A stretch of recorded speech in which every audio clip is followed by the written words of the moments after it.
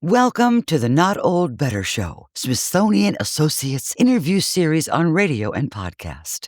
The show covering all things health, wellness, culture, and more. The show for all of us who aren't old, we're better. Each week, we'll interview superstars, experts, and ordinary people doing extraordinary things, all related to this wonderful experience of getting better, not just older. Now, here's your host, the award-winning Paul Vogelzang. Welcome to the Not Old Better Show, Smithsonian Associates Interview Series on radio and podcast. I'm Paul Vogelzang, and today we're talking about something that affects every single one of us. We talk about it here a lot. That's the subject of aging, but not just the personal experience of getting older. You've heard that from me forever. We're talking about how old age itself was invented, how retirement, security, and dignity in later life were shaped by policies, culture, and economics, and why, for many, those promises now feel uncertain. My guest today is Smithsonian Associate Historian Dr. James Chappel, author of the remarkable new book available at Apple Books, Golden Years: How Americans Invented and Reinvented Old Age. Dr. James Chappel will be appearing at Smithsonian Associates coming up. The title of his presentation is The Golden Years. Please check out our show notes today for more details. It's an eye-opening book. It's a look at how, for much of history, Americans worked until their final breath. Then, with Social Security in the news today, absolutely, as it has been forever, employer pensions, the rising prosperity, a new era of retirement emerged, one that allowed millions to live out their later years in security. But that era is fading. Today, older Americans are working longer, facing financial precarity, and navigating a system that feels increasingly fragile. Dr. James Chappel, Smithsonian Associate, unpacks how we got here, the figures, both celebrated and forgotten, who shaped the story, and the pop culture that influenced how we see aging, from the Golden Girls to Grace and Frankie. We even talk a little bit about Thelma. You remember her from last summer? Wonderful film. Dr. James Chappel also challenges us to rethink the future. Should we accept the instability of old age as inevitable? Or is there a better way forward? This conversation is about history, but it's also about us, our parents, our children, and the future we want to build. So stay with us as we dive into the golden years with Smithsonian Associate Historian Dr. James Chappel. Dr. James Chappel, welcome to the program. Thank you so much for having me. It's really great to talk with you. This is an exciting subject, I think, for our audience. We're going to be talking about your upcoming Smithsonian Associates presentation, as well as your wonderful new book titled Golden Years. I really just want to jump right into this, Dr. Chappel, and let's just start at the start. Maybe tell us a little bit about what you're going to tell us at your upcoming Smithsonian Associates presentation. It's via Zoom. We're all on Zoom these days. How do you plan on engaging us? Well, what I hope to do at the Smithsonian talk is give a sort of summary of my research into this. I spent about 5 or 6 years looking really hard at the history of American aging in the past century. And I want to give people who come a sort of understanding about how the American approach to old age has changed, and changed a lot in roughly the past century. And so my hope is that, and I have a lot of kind of interesting and colorful examples, both in the world of policy and also the world of culture. And my hope is that people will leave with the ability to think historically about A, their own aging, but B, kind of population aging as a kind of social challenge. And I think one of the biggest social challenges of the 21st century, and I think just to expand on that for a minute, I think so many of the challenges that we have, like climate change, racial inequality, whatever it is, we have historical stories about them. But aging, I think we kind of don't. And so that's what I'm trying to provide in the book, and then also in the talk.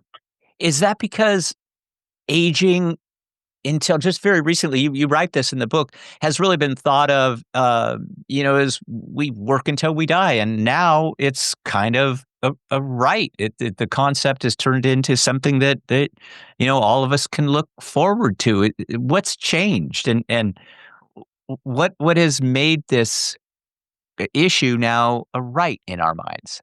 Yeah. And so, the kind of a right to a dignified retirement that you're Yeah. talking about, um, a little bit, the book is about the rise and fall. I think we might be living through a period of the fall of that idea. Because you're right, 100 years ago, up to like the 1920s, 1930s, yeah, the sense was either you work until you die, or you back off from work, but you're living in a rural society. You still are you're the landowner. Your kids are around to help you. You're doing some kind of menial labor or whatever. But the idea of retirement as a phase of life where like you leave the workforce around age 65 and you have some kind of social insurance or pension so you can enjoy years of healthy leisure. That is really a post World War II ideal. And so one of the big themes in the book is like where that idea came from, but also kind of like what happened to it. Um, I don't think I'm 41. I'm not sure people my age think they're going to have such a thing. And we are this week seeing really astonishing attacks on the Social Security. Mm-hmm. And so I'm not sure that idea of a dignified, lengthy retirement is one that we're going to have for much longer, unfortunately. You kind of refer to this post-World War II emphasis on the idea of it being a right and certainly retirement as being a function perhaps of that. And that's really kind of the dawn of the Social Security Act in 1935. It is under a lot of attack. I am personally sorry to see that, but it's the case. And it might not have ever happened. You refer to it as one of the great wonders of the American state, American politics. And I really love the way you kind of phrase that. What do you mean by that? Yeah, I think that I want listeners, and I'll try to talk with us at the talk too, to see Social Security as one of the great legacies of 20th century statecraft. And I think when people talk about it as a Ponzi scheme or whatever, those critiques have been with the system since the beginning. People have been calling it a Ponzi scheme since the 1950s. One thing about Ponzi schemes is they don't survive for almost 100 years. And I mean, it's not a Ponzi scheme it's based on misinformation, but it's a long story. And I think Social Security is great. I mean, it's the biggest poverty reduction program in the country. As a progressive, do I wish it did more? Do I wish we had more income support for other age classes and things like that? Yes. But I think almost everybody can agree Social Security is a great program that does so much for American seniors. Like, not just, middle class white retirees giving some extra money. It's people of color, people with disabilities. Like the fact that our older population is relatively healthy and affluent compared to 100 years ago, that's almost all thanks to Social Security. And I think that I think there's not enough excitement or enthusiasm around this. And another thing about that is it's often seen as a program for old people, which in some ways it is. But if you look back to the discussions around Social Security, it was really supported by and designed by middle-aged people who were worried about their aging parents. And so if you think about Social Security, if you are, let's imagine you're my age, 41, I shouldn't only be thinking about what am I going to get in 25 years' time. It's what are my parents getting right now, and how is that helping me? Because it's an income support for them. It allows them to live independently. Yeah. Before the Social Security Act, most parents lived with their kids because they couldn't afford not to. Mm-hmm. And so I think Social Security has done so much to transform the American experience of aging in ways that most of us like, even though the program itself is always being attacked.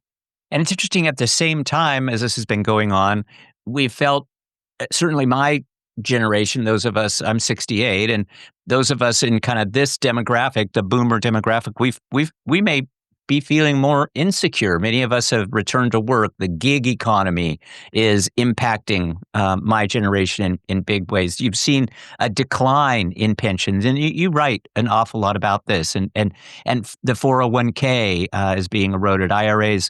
What changed in kind of the psyche to kind of reduce this feeling of security, which really Social Security was intended to provide, if only for the children, but for those beneficiaries too? Yeah. And so I think a number of things happen. I think in the book, I really focus on the 1970s and 1980s as a period when this right to a lengthy, dignified retirement comes under attack for lots of different. Mm-hmm. Part of it comes from older people themselves who, you're 68. Yeah. I think that you run a Smithsonian podcast series not because it provides you with vast amounts of things, but because you want it. You want to be active. You want to be working.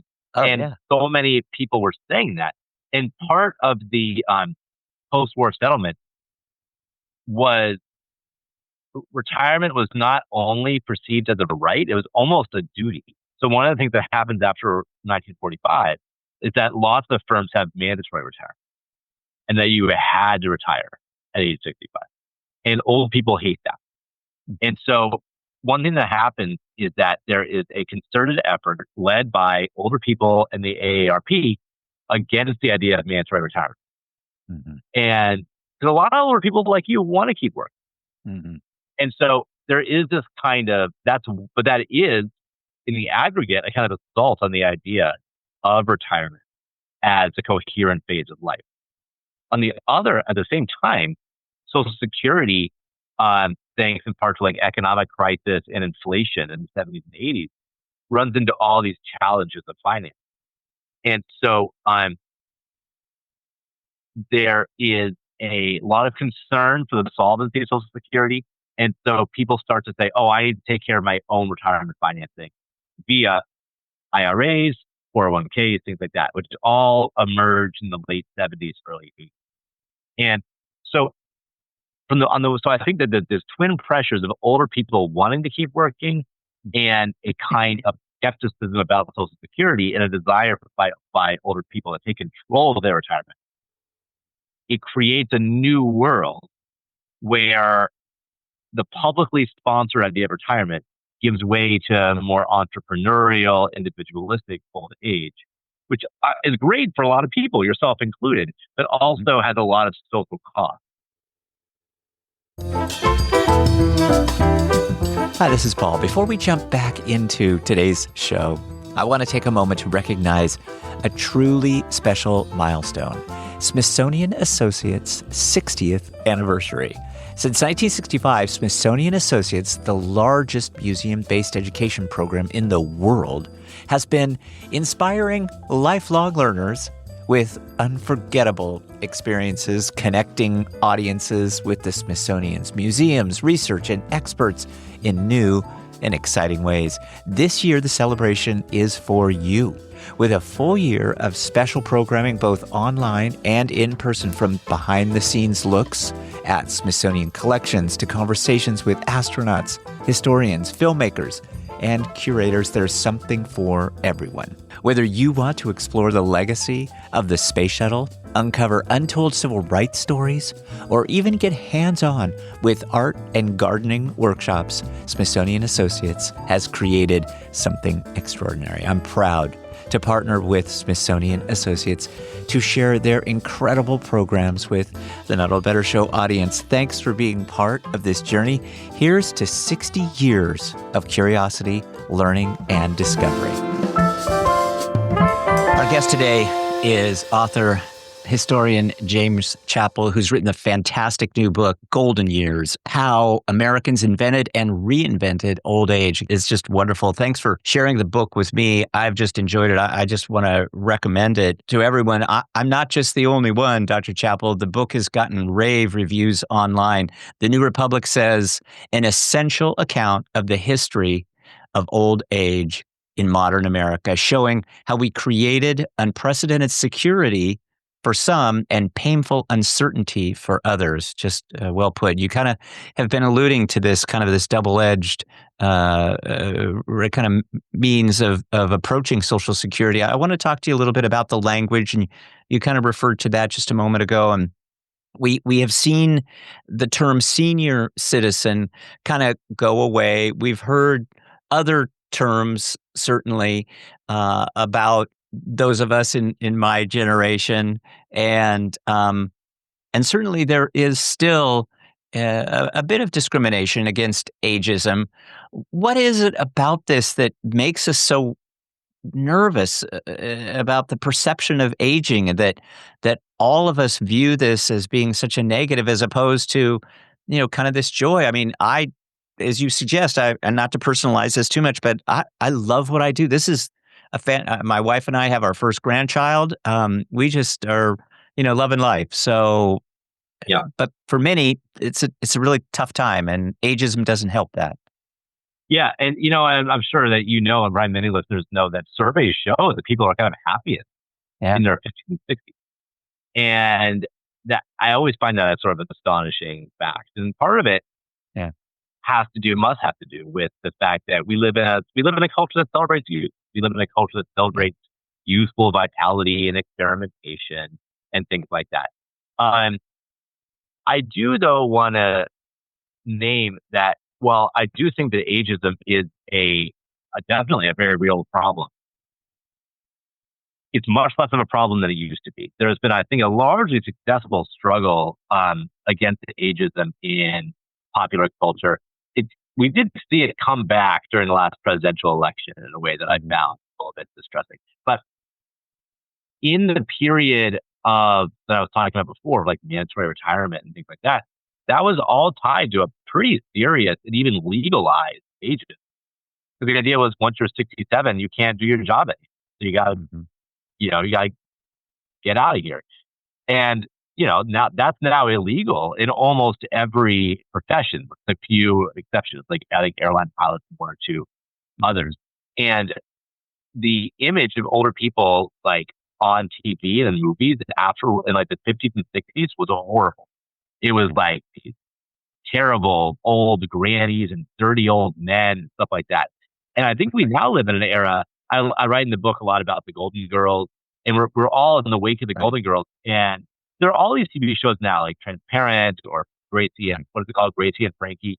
There are all of these more positive portrayals of old age that we can now see, which I guess, while not disputing the reality of ageism, I want to pay attention to the ways that we live in a pretty, I think, age-positive society right now compared to what America has been in the past.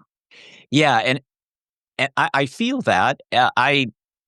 I certainly enjoyed the movie over the last kind of summer titled Thelma. I had a chance to interview the star, June Squibb, as well as the filmmakers. You do talk about Golden Girls, wonderful program, still to this day, an absolute classic. And so we are seeing that it's changing, kind of the perception and changing this idea of ageism. Do you think it's enough? Are we ever going to fully embrace this idea that, because this happens in other countries, and you talk about this too, where you know, our elders are revered. Yeah. Maybe we don't necessarily need to be revered, but certainly, there's more acceptance. Yeah. Robert Butler, the gerontologist who came up with the idea of ageism in the late 60s, he said that the reason that we have ageism is that it's structurally different from racism, where racism is a kind of fear of the other, whereas ageism is really a fear of the future self, and more fundamentally, a fear of death. Do I think that we can ever eradicate the fear of death? No. And do I think that we can ever kind of disentangle older people from like a reminder of death and aging and mortality? Like, probably not. One thing I will say is that over the years researching this book, I became increasingly skeptical of the idea that, how to put this, that there's something uniquely American in this malady, that other societies like are a lot better about this, or they revere their elders and things like that. People have been saying this in America for over 100 years, that, in China or Japan or whatever, they haven't figured out and they're much more reverent towards the elderly. I don't think a ton of evidence for that. One thing that I see, both in my life and in my research, it's like whatever Americans might say, I don't know what, in the aggregate or in polls or whatever, at the level of individual communities and families, we do an enormous amount of work for our older relatives. what is the care network for older people in this country? It's the family. Mhm. And I think sometimes Americans are too down on themselves and say like, oh, in Japan, they care about old people, but not here. I mean, here, think about how many million women are doing uncompensated elder care. Like, it's astonishing how much we do. I think that's the kind of reverence, isn't it? So I do want us to feel a little better about the American cultural attitude to age that we do. Our guest is Smithsonian Associate Dr. James Chappel, who's written the fantastic new book, Golden Years: How Americans Invented and Reinvented Old Age. Again, the book is wonderful. We'll have links so that our audience can find out more about Dr. Chappel, his work, and this fantastic book.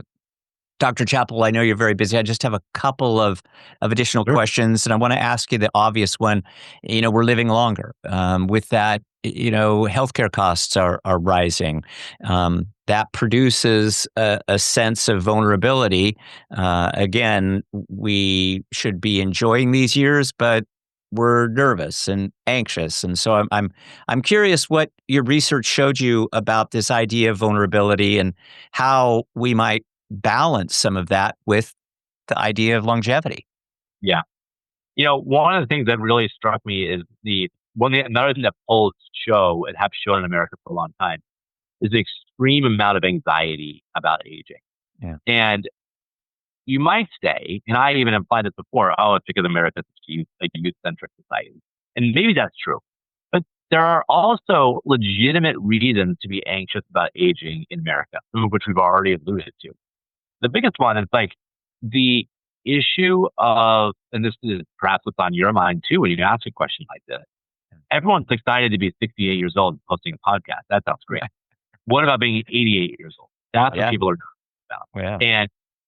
And one of my findings is that American society has, I think, been pretty good at providing opportunities and also kind of cultural acceptance for people like you, people who are in their late 60s, early 70s, doing work that they love, lots of opportunities for that. And also income support to allow it. We've been much less good at the issue of vulnerability and frailty and of extreme old age, like 85 and up. For the former, for people in their late 60s, we've created this whole network of retirement communities, Social Security and Medicare and all this great stuff. For people who are frail and need nursing home care, it's a terrible patchwork of welfare policies and unpaid family support and things like that. And I think that's what people are very anxious about. No one's anxious about being a 68-year-old podcaster. People are anxious about being 88 years old, a burden on their families. They, can't drive anymore. People are anxious about that. And I think that's because of a number of policy decisions that were made that could be made differently. And I'd hope will be made differently. I think that, as you point out, so many of us are going to live to that age now. What would it look like to live in a world where you can feel that your 80s are going to be just as dignified and fulfilling as your 60s?